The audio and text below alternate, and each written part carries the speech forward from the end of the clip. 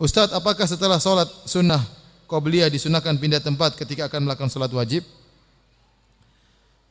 Masalah pindah tempat tatkala sholat wajib terus pengen sholat sunnah kita pindah tempat atau sebaliknya.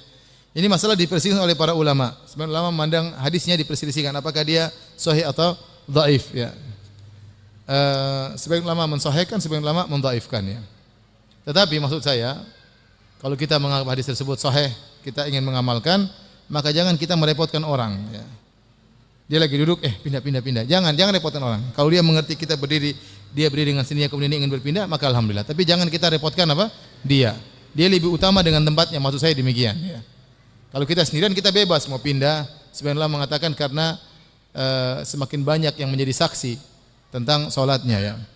Dibantah bagi yang mendhaifkan mengatakan kita pun salat satu tempat, dia bersaksi 2 kali, sama saja.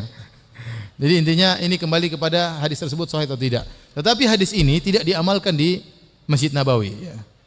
Rata-rata orang salat di tempatnya, dia salat fardu, dia salat sunnah di situ juga ya. Tapi sesungguhnya hadis tersebut diperselisihkan tentang kesahihannya. Cuma saya ingatkan kalau antum ternyata ingin pindah setelah salat fardu, ingin salat sunnah di tempat yang berbeda, maka jangan merepotkan orang lain. Dan alhamdulillah kebanyakan ikhwan sudah paham, begitu dia berdiri, yang lain juga berdiri kemudian pindah tempat. Tapi kalau yang tidak paham jangan dipaksa, minggir, jangan. Ya. Saya sering baca dengar kisah meninggalnya Rasulullah SAW, namun ada kisah yang ia meninggal di pangkuan Fatimah. Enggak benar, ini hadis dustanya orang Syiah. Nabi meninggal di pangkuan siapa? Aisyah. Nah, Nabi SAW dirawat oleh istri-istrinya. Sampai akhirnya di menjelang meninggal Nabi mengatakan, "Aina ana godan?" Besok saya dirawat di mana? Besok saya dirawat di mana? Yuridu yauma Aisyah. Nabi ingin dirawat di rumah Aisyah. Akhirnya istri-istri Nabi yang lain paham.